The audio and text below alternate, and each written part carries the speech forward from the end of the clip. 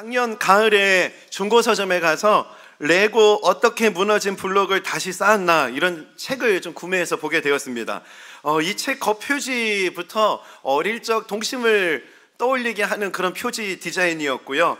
또 어릴 적 추억이 좀 생각이 나서 이 레고 어떻게 블록을 다시 쌓게 되었는지 이 책을 구매해서 보았습니다. 여러분 레고 장난감 아시죠? 어릴 적에 우리가 한 번쯤은 또 가지고 놀았던 블록 쌓기 장난감입니다. 이 레고는요 덴마크어라고 합니다. 잘 놀다라는 의미인데요, 레그 고트의 앞글자를 따서 레고 이 이름을 정하게 됐다고 합니다. 이런 레고는 아주 세계적인 장난감 회사였는데요, 2004년에 아주 사상 최대의 적자를 내면서 이 레고가 그 파산 위기에 처했다는 겁니다. 이러한 위기를 극복하는 과정을 담는 스토리를 기록한 책이었는데요, 이 책이 참 그런 내용들이 참 흥미로운 점이 있었습니다. 이런 위기를 극복하기 위해서 그 주 고객 대상이었던 아이들을 향해서 이런 질문을 가지고 설문조사를 진행했답니다. 아이들은 어떤 장난감을 좋아하는가? 이 질문을 가지고 각 가정을 방문하면서 이 질문에 대해서 아이들의 반응이 어떤지를 면밀하게 관찰하고 살피는 방식이었다는 겁니다. 그 결과 아이들은 아주 반짝반짝거리고 또 소리가 나기도 하고, 그리고 가지고 놀기 쉬운 장난감에 좀 더 관심을 보이는 것으로 나타났다는 거예요. 이런 조사를 바탕으로 레고는요 생산 전략을 바꾸게 됩니다. 복잡한 블록 대신에 그냥 간단하게 가지고 놀지만 좀 화려하게 소리 나는 로봇, 바비 인형, 이렇게 좀 더 쉽고 또 화려한 그 장난감을 만드는 데 집중을 하게 되거든요. 그런데 결과는 대실패였다는 거예요. 이런 대실패를 겪고 가뜩이나 위기였는데 더 큰 위기를 겪게 되는 이 레고는요, 이제 이 위기를 타개하기 위해서 자신들의 힘으로는 안 된다 하면서 그 세계적인 또 컨설팅을 담당하는 회사에 이런 회사의 문제를 컨설팅을 의뢰했다고 합니다. 그런데 그 컨설팅은요 너무나 허무할 정도로 심플했다는 거예요. 이 컨설팅의 핵심은요 질문이 잘못됐다는 거예요. 그러면서 레고가 그 전에 진행했던 설문조사 질문, 아이들은 어떤 장난감을 좋아할까, 이 질문을 바꿔야 된다고 하면서 아이들은 왜 노는가, 이 질문을 가지고 다시 아이들을 관찰해야 되는 방식을 취했다는 겁니다. 동일하게 아이들 각 가정에 조사하는 사람들을 파견해서요 이 질문을 가지고 아이들의 노는 모습을 관찰하고 심층 인터뷰를 진행하다가 놀라운 결과를 보게 됩니다. 이 과정에서 아이들은요 그 쉽고 화려한 장난감을 좋아하는 줄 알았는데 오히려 오랜 시간을 들여서 어려운 문제를 풀어내는 방식, 그리고 이런 것들을 풀어내고 성취한 것들을 부모님에게 자랑할 때 너무나 큰 즐거움을 느낀다, 이거를 발견하게 된 거예요. 여기에서 아이디어를 착안해서요 생산 전략을 대대적으로 바꾼 겁니다. 블록을 조립하는데 너무 많은 시간이 들어가는 거, 그리고 많은 노력이 필요한 거 대신에 결과는 훨씬 근사한 방식으로 바꾼 거예요. 그러면서 블록의 개수가 1000개가 넘는 제품을 훨씬 더 많이 생산했다고 합니다. 그 당시에 회사에서는 이런 방식에 반대하는 사람들이 정말 많았다는 거예요. 그런데 대반전입니다. 결과는 대성공이었다는 거예요. 그 이후로 이 전략을 바꾼 이후로 그 10년 연속 그 어려움을 타개하고 그 세계적인 장난감 업계 1위로 올라서게 되었다, 이런 내용이었거든요. 이런 이야기를 보지만 뭐 우리도 레고처럼 하자, 이런 이야기가 아닙니다. 저는 이런 것들을 볼 때마다 참 영적인 교훈을 발견하기 위해서 이런 책들을 보게 되는데요, 저는 이 책을 보면서 중요한 영적인 깨달음을 하나 얻게 되었습니다. 레고가 질문을 하나 바꾸었을 뿐인데, 그 본질을 붙잡고 질문을 바꾸었을 뿐인데 다시 한번 그 반전의 대성공을 이뤘다면은 우리의 신앙생활도 마찬가지여야 하는 것은 아닌가라는 생각을 해본 거예요. 우리 신앙도, 우리의 삶에도 질문을 바꾼다면은 우리의 삶은 새로워질 수 있다는 것입니다. 이런 측면에서 볼 때 우리가 인생을 살아갈 때 우리는 어떤 질문을 하고 있는가, 이건 정말 중요한 문제입니다. 위기의 때에 왜 나에게 이런 일이라는 질문이 자연스럽게 나올 수밖에 없거든요. 그런데 위기의 때를 지날 때 이런 질문을 넘어서서요, 나는 무엇을 붙잡고 있는가, 내가 의지하고 있는 분은 누구인가, 이 질문을 가능하게 만드는 게 바로 신앙의 힘이라는 겁니다. 그리고 이 질문을 통해서 그 질문의 답이 예수 그리스도라는 것을 발견하고 그 예수 그리스도를 붙잡는 것을 가능하게 만드는 게 바로 믿음이라는 거예요.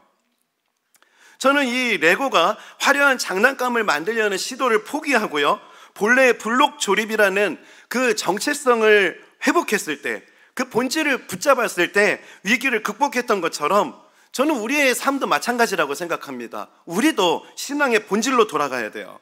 우리의 본래의 정체성을 회복해야 된다는 것입니다. 그렇다면 우리가 붙잡아야 되는 본질은 무엇인가? 우리가 회복해야 될 신앙의 본질은 무엇인가? 이 질문을 가져볼 수 없는 거 아니겠습니까? 바로 이 질문에 대한 답이 하나님의 전신갑주를 취하는 것이라고 성경이 우리에게 가르쳐주고 있습니다.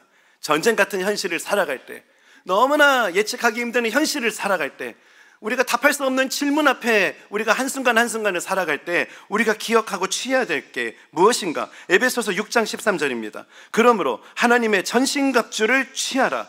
이는 악한 날에 너희가 능히 대적하고 모든 일을 행한 후에 서기 위함이라. 하나님의 전신갑주를 취하라는 거. 오늘은 이 하나님의 전신갑주 중에서 네 번째 전신갑주를 다루려고 합니다. 이전에 진리의 허리띠, 의의 호심경, 복음의 신, 이것들을 살펴보았는데요, 오늘 우리가 믿음으로 취해야 될 것은 믿음의 방패라는 거예요. 이 믿음의 방패의 기능적인 측면, 그리고 의미적인 측면에 대해서 먼저 좀 살펴보도록 하겠습니다. 우리 다 함께 16절 말씀, 이 전신갑주 우리 한번 다 함께 읽어보겠습니다. 시작. 모든 것 위에 믿음의 방패를 가지고 이로써 능히 악한 자의 모든 불화살을 소멸하고. 여기서 원전을 살펴보면은 방패로 사용된 단어가 뒤레오스입니다. 이곳을 찾아보다가 참 흥미로운 점을 발견했는데, 신약 성경에서 뒤레오스라는 단어를 쓴 곳이 바로 이곳이 유일했어요. 이거는 의도가 있다는 거거든요. 그 당시에 방패를 가리키는 수많은 단어들이 있는데 사도 바울이 어떤 특정한 모양, 특정한 그 용도가 있는 방패가 있다는 것을 강조하기 위해서 뒤레오스라는 단어를 썼다는 겁니다. 이 뒤레오스, 이 단어는요, 그 뒤라 혹은 쓰라라고 하는 그 단어에서 파생이 됐는데요, 이 뒤라라는 단어는 문짝이라는 뜻을 가졌다는 거예요. 보통 우리가 영화를 보게 되면은 중세의 그 전사들이 사용하는 방패를 보면은 동그란 방패가 있기도 하고요, 그리고 네모난 방패가 등장하기도 하는데요, 사도 바울이 가리키는 방패는 네모난 방패, 문짝을 뜯어가지고 방패로 사용했던 그 네모난 방패를 가리키고 있었던 겁니다. 조금 이 사진을 보면은 로마군의 방패, 이런 네모난 방식의 방패를 스쿠툼이라고 불렀는데요, 이 방패는 높이가 1m 정도고 폭은 약 0.6m 정도로 병사들의 대부분의 몸을 좀 보호할 수 있었다고 합니다. 그런데 이 스쿠툼에는 아주 특별한 점이 있었다는 거예요. 이 방패는요, 방패와 방패를 맞대어서 테스투도라고 불리는 거북이 모양의 엄청난 위력을 가진 방진을 만들 수 있는 기능이 있었다는 겁니다. 한번 사진을 볼까요? 테스투도라고 불리는 이 거북이 방진, 이 네모난 방패를 서로 맞대어서 하는 이 거북이 방진의 위력은요, 아주 막강했다고 합니다. 방패와 방패를 맞닿게 해서 전면, 후면, 측면, 상단까지 아주 완전히 방어할 수 있었고요, 이 전략을 통해서 기원전 52년 알레시아 전쟁, 그리고 AD 70년 로마 장군 티투스가 예루살렘을 정복할 때에도 이 테스투도의 방진이 결정적인 역할을 했다는 겁니다. 사도 바울은요, 영적 전쟁을 살아가는 그리스도인들이 이런 기능을 가진 방패를 취해야 한다는 것을 강조했던 거예요. 이런 네모난 방패, 그리고 서로 방패와 방패가 연결될 수 있는 방패, 이것이 바로 믿음의 방패다라는 것을 말했던 것이고요. 그리고 성경을 보면은, 이 의미적으로 보면은 이 방패는 여호와 하나님을 의미하기도 합니다. 성경 곳곳을 보면은 하나님을 향해 방패로 고백하는 신앙 고백, 그리고 하나님께서 자신을 가리켜서 방패로 말씀하시는 표현이 곳곳에 등장하는데요, 창세기 15장 1절 말씀입니다. 우리 이 말씀 함께 한번 읽어보겠습니다. 시작. 아브라함아 두려워하지 말라. 나는 내 방패요 너의 지극히 큰 상급이니라. 하나님이 두려움 가운데 있는 아브라함에게 나타나서 내가 너의 방패가 되어주겠다라고 말씀하고 있는 거예요. 하나님이 곧 방패시라는 거죠. 그리고 또 지난주에 살펴보았던 시편 3편입니다. 그 권력의 눈이 멀어가지고 아버지를 암살하고 아버지의 왕위를 이으려고 했던 그 압살롬의 쿠데타, 그리고 믿었던 사람들로부터 배신을 당해서 목숨의 위협 앞에서 도망자의 신세가 되었을 때 다윗이 고백했던 시편이 시편 3편이라 그랬잖아요. 이렇게 절망적인 상황에서 그 다윗이 하나님이 내 방패시라는 믿음의 고백을 합니다. 시편 3편 3절입니다. 여호와여, 주는 나의 방패시요 나의 영광이시요 나의 머리를 드시는 자이시니이다. 반역한 아들의 위협 앞에서 죽음의 위기를 겪고 있는 상황, 믿음의 사람들로부터, 믿었던 사람들로부터 배신을 당해서 마음이 처참히 무너진 상황, 그렇게 도망자의 현실을 그 시편 3편 1절 2절에서 기록하고 묘사하다가요 3절에서 여호와는 내 방패시라는 겁니다. 한글 성경에는 번역에 빠졌는데요, 원어 성경을 보면은 그러나라는 접속사로 오늘 이 방패라는 고백이 이어지고 있다라는 겁니다. 그래서 오늘 이 그러나라는 고백을 넣어서 우리 3절 말씀을 다 함께 한번 읽어보겠습니다. 시작. 그러나 여호와여, 주는 나의 방패시요 나의 영광이시요 나의 머리를 드시는 자이시니이다. 그러나 어렵고 힘든 상황이고 절망적인 상황이지만 하나님이 나의 방패라고 고백할 수 있었던 것은 그런 현실 속에서 그러나를 고백할 수 있는 믿음이 있었다는 거죠. 저는 이 다윗의 고백에서요 아주 소중한 메시지를 하나 발견하게 됐습니다. 인생을 살아가다가 다윗처럼 갑작스러운 위기를 만나거나 절망적인 상황을 만나게 될 때 인생은 딱 두 가지 반응으로 그렇게 구별되는 것은 아닌가 하는 생각을 해봅니다. 하나는 불안하고 절망적인 상황을 만날 때 그러나가 없다 보니까 그 방패가 없이 그렇게 살아가는 인생이 있고요, 불안하고 두려운 일을 만날 때 이 그러나를 고백할 수 있는 믿음이 있는 인생, 이 믿음이 있다 보니까 하나님께서 내 방패가 되어주시는 이 방패의 보호를 받으면서 살아가는 인생이 있더라는 것입니다. 이렇게 방패의 보호를 받으면 도달하게 되는 결론이요, 바로 지난 주일에 살펴보았던 6절 말씀이에요. 우리 이 말씀도 다 함께 한번 읽겠습니다. 시작. 천만인이 나를 애워싸 진친다 하여도 나는 두려워하지 아니하리이다. 오늘 이 시간이요, 어려운 상황에서도 그러나를 고백할 수 있는 이 담대한 믿음이 복구되는 은혜의 시간이 되시기를 주님의 이름으로 축복합니다.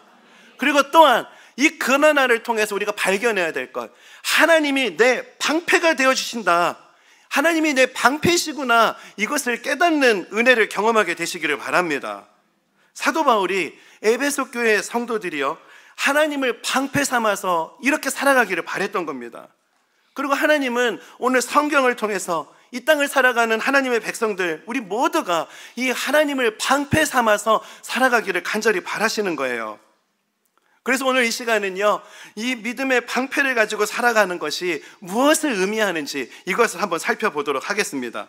믿음의 방패를 가지라는 첫 번째 의미는요, 영적 경각심을 회복하라는 메시지입니다.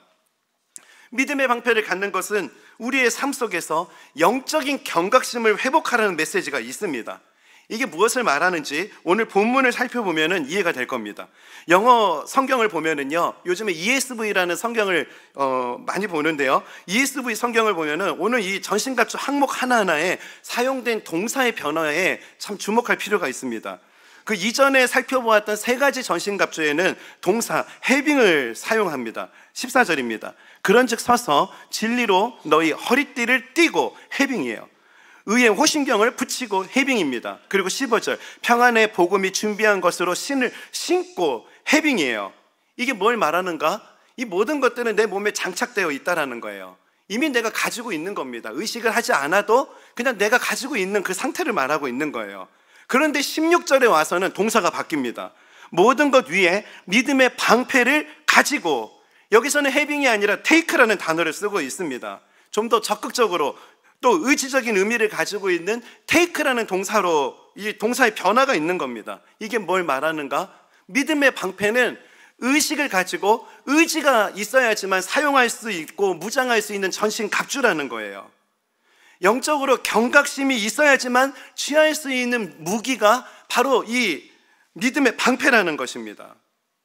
이런 측면을 살펴보다가 영적인 경각심을 회복해야 하는구나 라는 메시지를 제가 받게 된 것입니다. 오늘 이 설교를 준비하다가 제가 이제 군대 입대하고 자대에 막 배치받았던 그때가 문득 떠올랐어요. 제가 군 생활하면서 그 유격훈련 또 혹한기 훈련 이런 것보다 더 싫어했던 훈련이 있습니다. 그게 무슨 훈련이냐면은 전투 준비 태세 훈련이었습니다. 제가 설교 준비하는데 처음 전투 준비 태세 훈련했던 때가 생각이 나는 거예요. 저는 군대 가기 전에는 이런 훈련이 있는 줄을 몰랐거든요. 그리고 훈련소에 있을 때도 누구도 이런 훈련이 있는 걸 얘기해 주지 않아서 그냥 자대 배치받으면 유격 훈련 이런 거 하는 줄 알았습니다.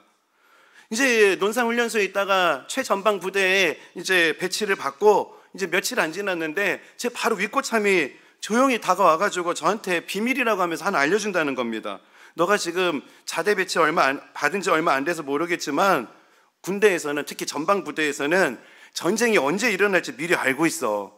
이런 얘기를 해주는 거예요. 그러면서 이제 오늘 근데 곧 전쟁 난다 이런 얘기를 하는 겁니다. 그래서 이게 무슨 소리지 하고 깜짝 놀랐어요. 그러고 있다가 얼마 안 지났는데 이제 최고 고참이요, 소대원을 내무실에 다 소집시키고요, 이제 30분 뒤에 전쟁이 발생할 것인데, 근데 걱정이 있다는 거예요. 이제 막 자대 배치받은 쟤네들이 저를 포함해서 너무 불쌍하다는 겁니다. 우리는 그래도 예전에 썼던 유서도 있고 뭐 그런 것들이 있는데 쟤네들은 지금 그런 것도 할 시간이 없는데, 야 근데 너네 잠깐 시간이 있을 때 빨리 부모님한테 유서 쓰라고. 깜짝 놀랐죠. 유서를 쓰라 그러니까요, 진짜 전쟁 나는 줄 알았습니다.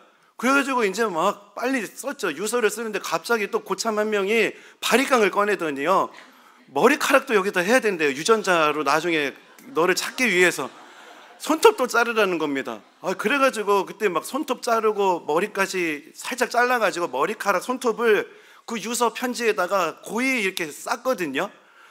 그러고 이제 얼마 안 지났는데 갑자기 사이렌이 울리는 거예요. 그러면서 막 방송으로 적 비행기가 침투했다 막 이러면서 준비태세 발령 막 이렇게 사이렌이 나는 겁니다.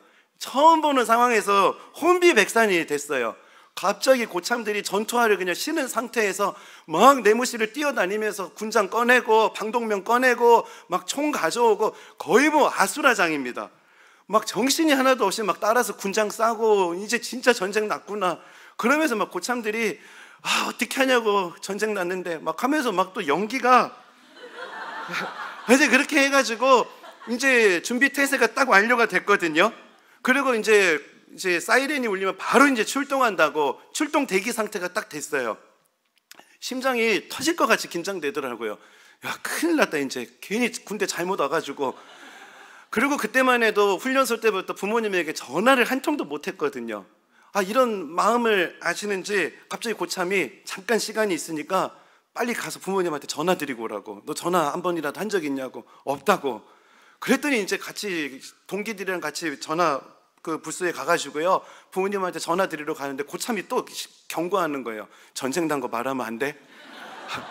그리고 3분 안에 끊어야 돼. 막 이러는 겁니다.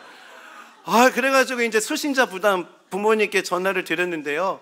여보세요 하는데 이제 부모님도 이제 100일 만에 거의 아들 목소리를 처음 들으니까 어머니 깜짝 놀라시고, 근데 엄마 전쟁 났어요 이 말을 못 하겠는 거예요. 그러면서 항상 건강하셔야 되고, 그리고 저 군생활 잘 하고 있으니까 걱정하지 마세요 하고 끊는데요, 끊고 나오는데 눈물이 그 눈물을 참을 수가 없는 거예요. 그랬더니 고참이 또 여기서 울고 있다고, 전쟁 나갈 건데 마음이 이렇게 약해지면 되냐고.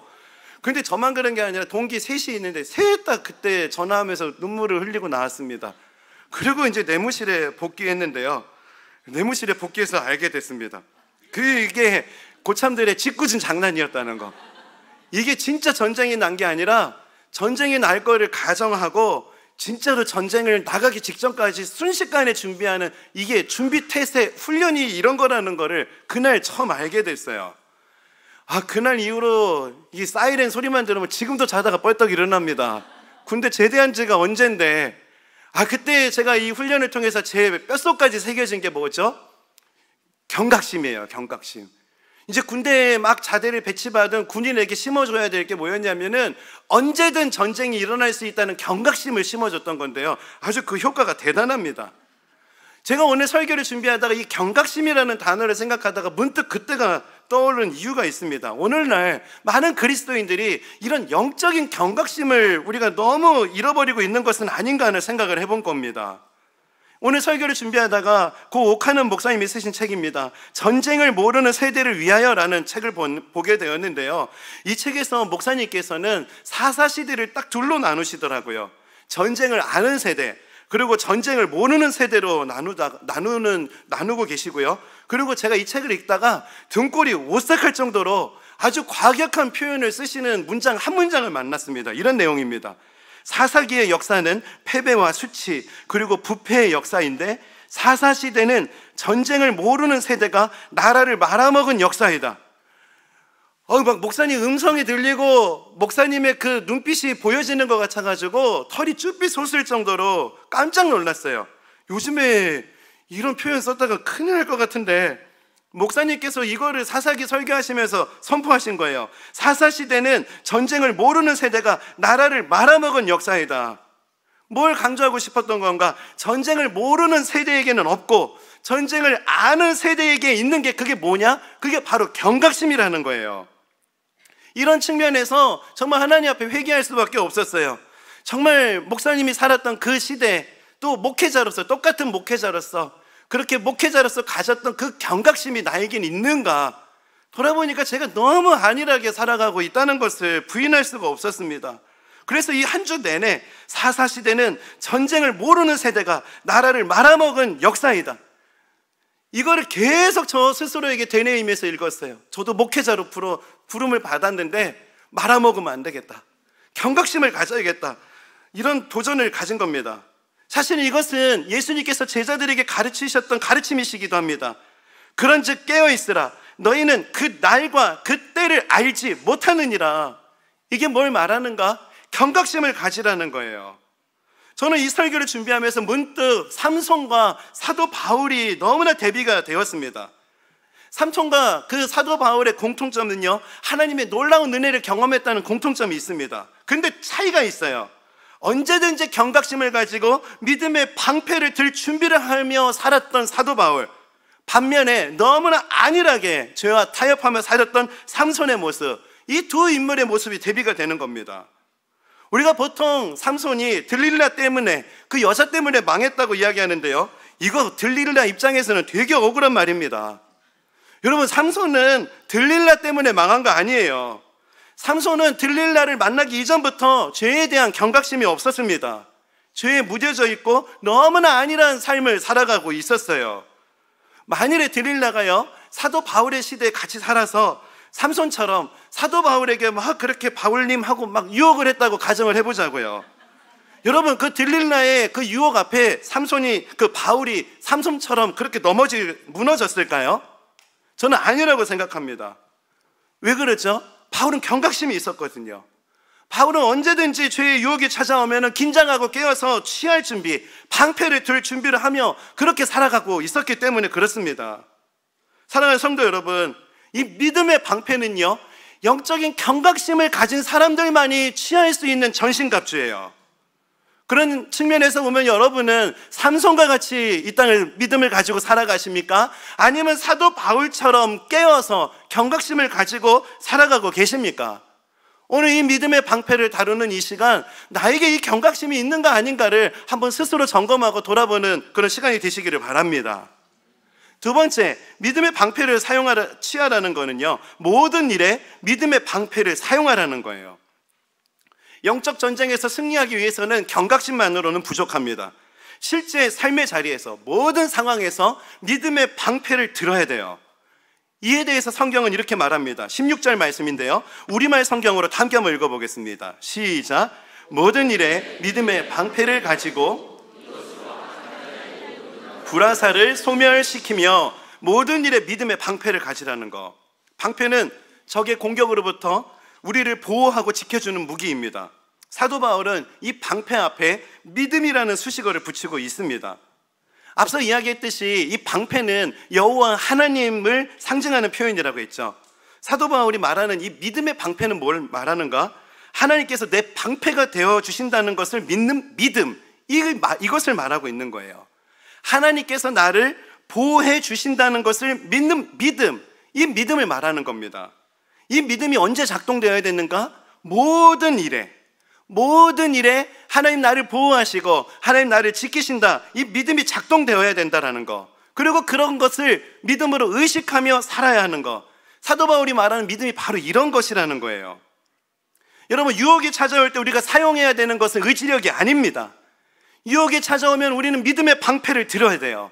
의지력의 방패로는 절대로 유혹을 이길 수 없습니다. 우리는 오직 믿음으로만 유혹과 시험을 이겨낼 수 있는 줄 믿습니다. 여러분, 핍박이 찾아올 때 사용해야 될 것이 바로 믿음의 방패예요. 내 강한 정신력의 방패로는 여러분 핍박을 이겨낼 수 없습니다. 질병이 찾아올 때, 두려움과 연약함, 절망과 실패가 찾아올 때 여러분 그때 사용해야 되는 게 그리스도 십자가, 그 믿음의 방패를 사용해야 한다는 거예요. 관계의 어려움이 찾아올 때 들어야 되는 것도 믿음의 방패예요. 회피와 포기가 아닙니다. 관계의 어려움이 찾아올 때에도 사용해야 되는 것은 감정의 방패가 아니라 믿음의 방패예요. 서로 사랑, 서로 용납할 수 있는 이 믿음의 방패를 들어야 한다는 것입니다. 사단은 끊임없이 우리를 유혹하고 우리를 시험하고 또 우리가 절망하고 또 가난과 실패와 어려움으로 자꾸 우리가 빠질 수밖에 없도록 끊임없이 우리를 참소하고 공격을 하거든요. 여러분, 이런 끊임없는 사단의 공격 앞에서 여러분 우리 어떻게 해야 될까요? 하나님의 방패로 막으라는 거예요. 믿음의 방패를 들어야 한다는 겁니다. 이런 맥락을 생각하면서 영상을 하나 준비했는데요. 준비한 영상을 한번 보도록 하겠습니다. 불화살로 저렇게 빗발치는 화살을 쏘아야 될 때, 우리가 이런 사단의 공격 앞에서 살아갈 때 우리가 살 수 있는 유일한 방법이 무엇일까요? 방패 뒤에 숨는 거예요. 끊임없이 빗발치는 사단의 공격에서도 웃을 수 있는 이유가 무엇일까요? 전능자의 그늘 아래에서, 전능자의 그 방패의 보호하심을 받으면서 우리가 그 아래에 거할 때 우리는 웃으며 싸울 수 있는 것입니다. 어려움 중에도 우리가 기뻐할 수 있는 것, 절망 중에도 우리가 웃을 수 있는 이유가 무엇일까요? 방패 대신 하나님의 보호하심 안에서 싸울 때, 그때 우리는 방금 영상으로 보았듯이 웃으며 적의 대적 앞에서 맞설 수 있다는 것입니다. 사랑하는 성도 여러분, 방패를 듭시다. 어려움이 찾아오면 방패로 막아야 되는 거예요. 시편 91편 말씀을 보면 이 말씀이 기록됩니다. 지존자의 은밀한 곳에 거주하며 전능자의 그늘 아래에 사는 자여, 나는 여호와를 향하여 말하기를 그는 나의 피난처요 나의 요새요 내가 의뢰하는 하나님이라 하리니, 이는 그가 너를 새 사냥꾼의 올무에서와 심한 전염병에서 건지실 것이미로다. 그가 너를 그의 깃으로 덮으시리니 내가 그 날개 아래에 피하리로다. 그의 진실함은 방패와 손 방패가 되시나니, 너는 밤에 찾아오는 공포와 낮에 날아드는 화살과 어두울 때 퍼지는 전염병과 밝을 때 닥쳐오는 재앙을 두려워하지 아니하리로다. 사랑하는 성도 여러분, 하나님은 여러분의 방패가 되어주십니다. 하나님은 여러분의 요새가 되어주시고 어려움에서 건져내시는 분이세요. 모든 일에 여러분 믿음의 방패를 붙잡읍시다. 여러분 모든 일에 이 믿음의 방패를 드시기 바랍니다. 의지력의 방패 아닙니다.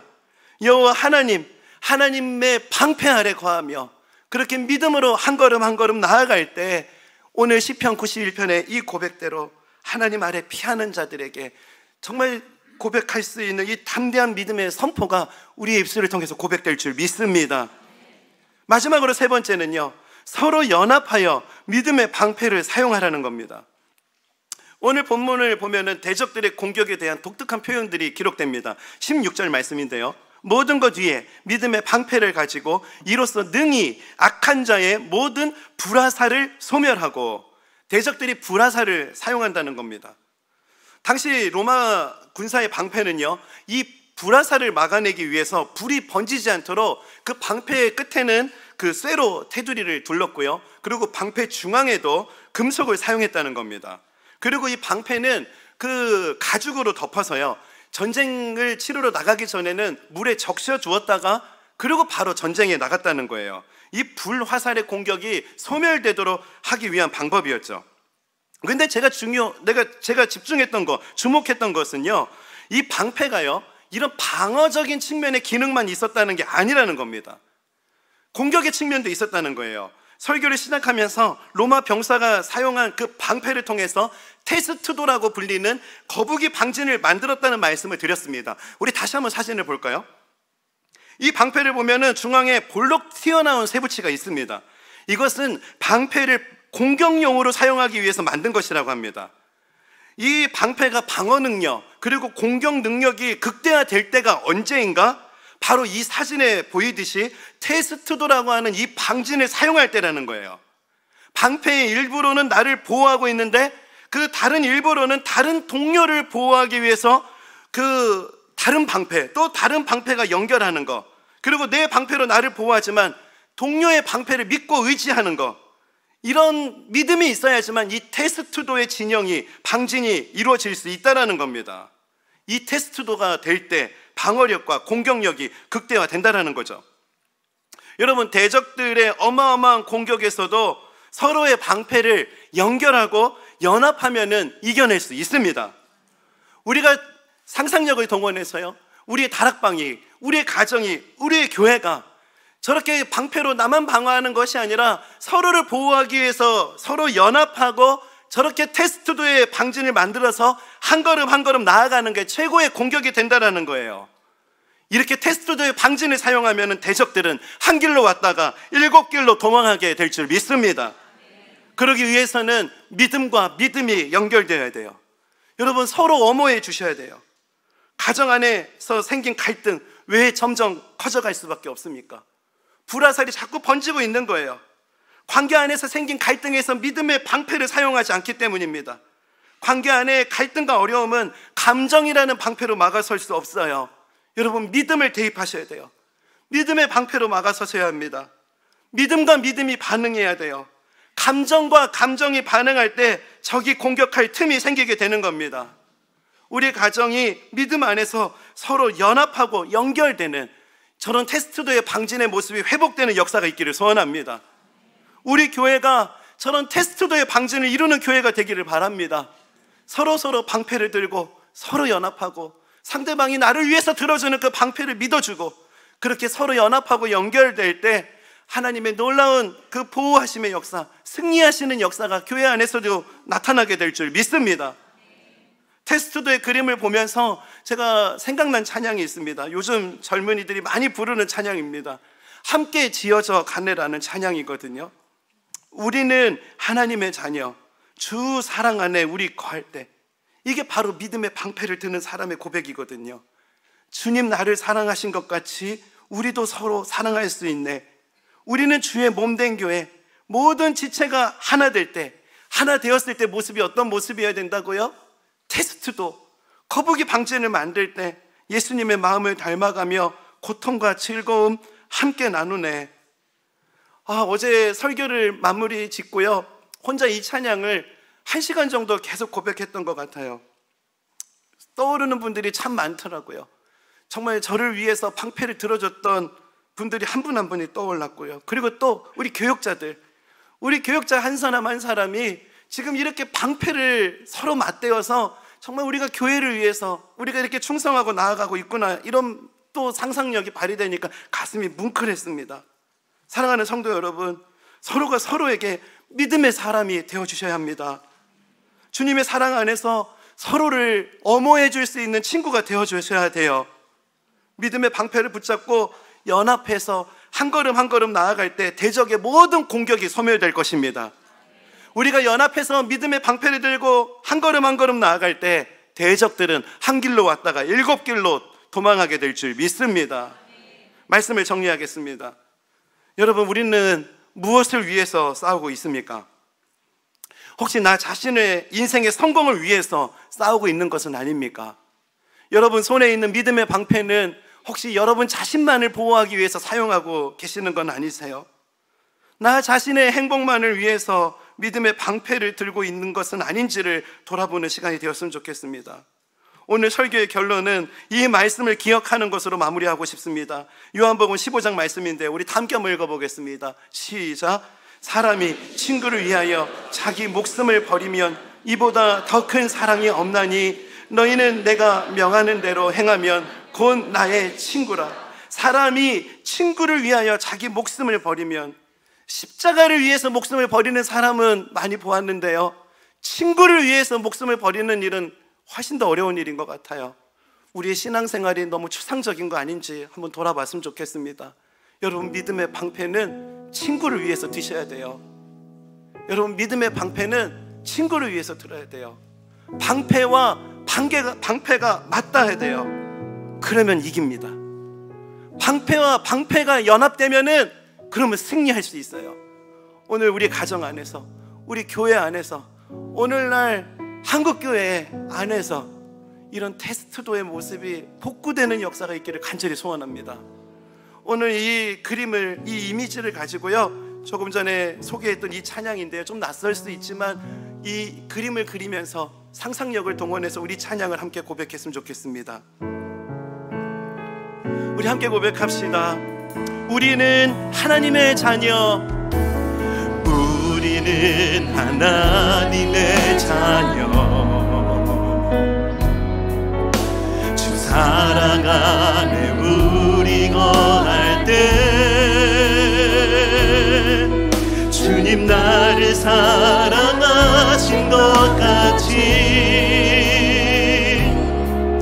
우리도 서로 사랑할 수 있네. 우리는 주의 몸된 교회, 우리는 주의 몸된 교회. 테스트도 모든 지체가 하나 될 때, 하나 될 때 예수님의 마음을 닮아가며 고통과 즐거움 함께 나누네.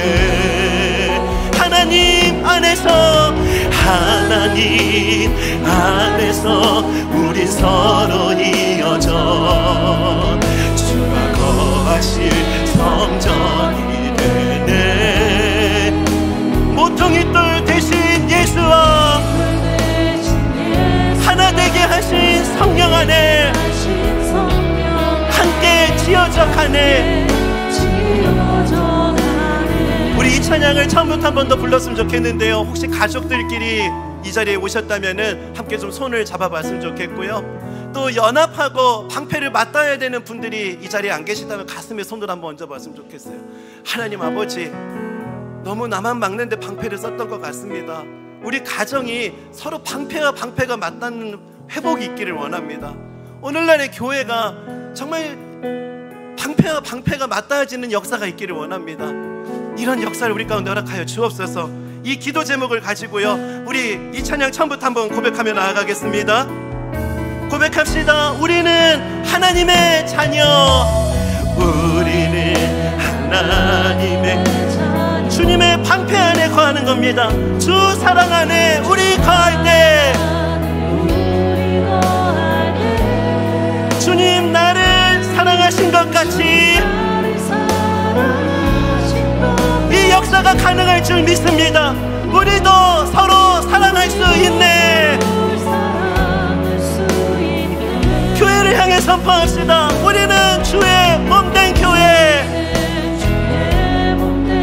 오늘 이 역사가 일어나길 원합니다. 모든 지체가 하나 될 때,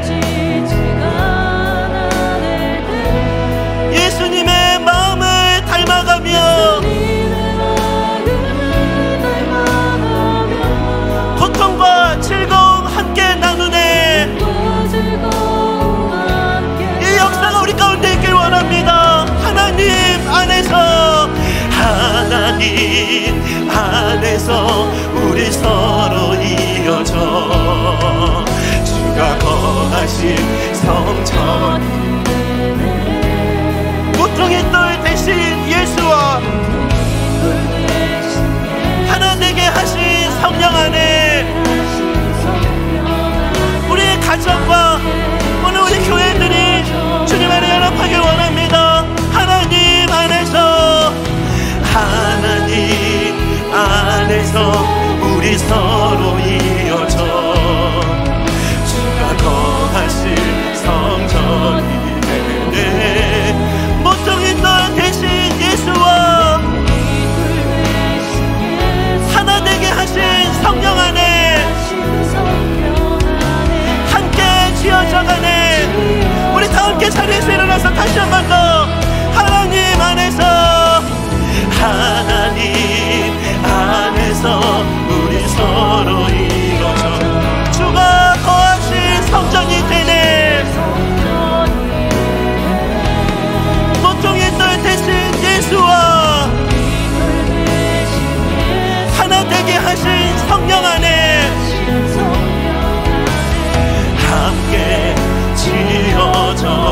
하네. 여러분, 관계에 갈등이 있으세요?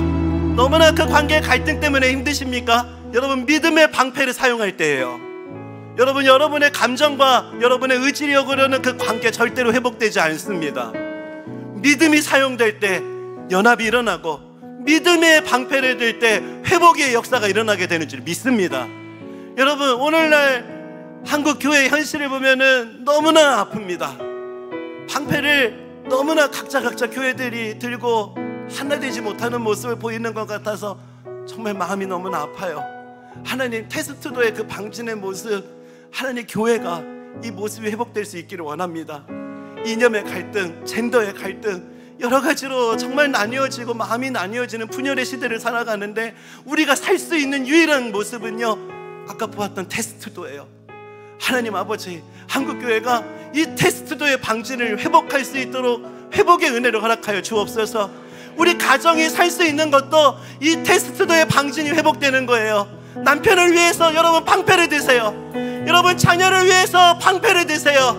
여러분, 서로 부모님을 위해서 방패를 드세요. 우리가 막을 수 없는 그 방패를 서로 들기 시작할 때 회복의 역사, 승리의 역사가 나타나게 될 줄 믿습니다. 오늘 말씀을 생각하며 우리 각자에게 주신 기도 제목을 가지고 합심해서 함께 기도하며 나아가시겠습니다. 살아계신 하나님 아버지, 은혜를 구하며 나아갑니다. 방패를 들겠습니다. 절반은 나를 보호하는데, 또 절반은 내 옆에 있는 지체를 보호하는데 이 방패를 들겠습니다. 하나님 아버지, 은혜를 허락하여 주옵소서. 사람이 친구를 위하여 자기 목숨을 버리면 이보다 더 큰 사랑이 없나니, 하나님 아버지, 주님의 가르침을 아버지 붙잡기를 원합니다. 가정마다 서로를 향해서 믿음의 방패를 들게 하여 주옵소서. 서로를 신뢰하고 상대방이 들어준 방패를 믿고 하나 될 수 있는 은혜를 허락하여 주옵소서. 아버지 하나님, 오늘날 교회를 불쌍히 여겨 주옵소서. 아버지, 오늘날 교회가 너무나 아픔을 겪고 있습니다. 아버지, 이념의 갈등과 너무나 분열의 시대를 살아갈 때 교회가 테스트도의 모습을 회복할 수 있도록 은혜를 허락하여 주옵소서. 방패가 하나 되고 결합될 수 있도록 은혜를 허락하여 주옵소서. 모든 것 위에 믿음의 방패를 가지고 이로써 능히 악한 자의 모든 불화살을 소멸하고, 하나님 아버지, 믿음의 방패를 들겠습니다. 너무나 분열하고 있는 이 현실을 아버지 하나님, 저희들 그냥 방치하지 않겠습니다. 방패를 들겠습니다. 경각심을 가지고 나아가겠습니다. 하나님 아버지, 방패를 사용하겠습니다. 어려운 일이 있을 때, 갈등이 있을 때, 절망스러운 상황이 있을 때 방패 아래 거하겠습니다. 방패를 들겠습니다. 하나님, 믿음을 모든 일에 사용할 수 있는 하나님의 군사들이 될 수 있도록 은혜를 허락하여 주옵소서. 아버지 하나님, 방패가 연합될 수 있기를 원합니다. 남편이 가족을 향해서 방패를 들 수 있는 이 믿음의 방패가 회복되게 하여 주옵소서. 아내가 남편을 향해, 자녀들을 향해 들고 있는 이 방패가 복구되는 역사가 있게 하여 주옵소서. 각 가정들마다 테스트도의 방진이 회복되는 역사가 나타나게 하여 주옵소서. 오늘날 한국교회가 이 모습을 회복할 수 있도록 은혜를 주시고, 새로운 한 주간 이 믿음의 방패를 들고 담대하게 나아가 하나님의 보호하심 안에서 어려움 중에도 기뻐할 수 있고, 어려움 중에도 웃을 수 있는 그 은혜로 승리하는 한 주간 될 수 있도록 역사하여 주옵소서. 우리 주 예수 그리스도의 은혜와 하나님 아버지의 다함없는 사랑하심과 성령 하나님의 감동과 위로교통하심의 역사하심이 오늘 주신 말씀을 마음에 담고 믿음의 방패를 들고 함께 연합하여 승리하며 나아가기로 다짐하며 예배하는 모든 주의 백성들 머리 위에 지금부터 영원까지 항상 함께 하시기를 간절히 축원하옵나이다. 아멘.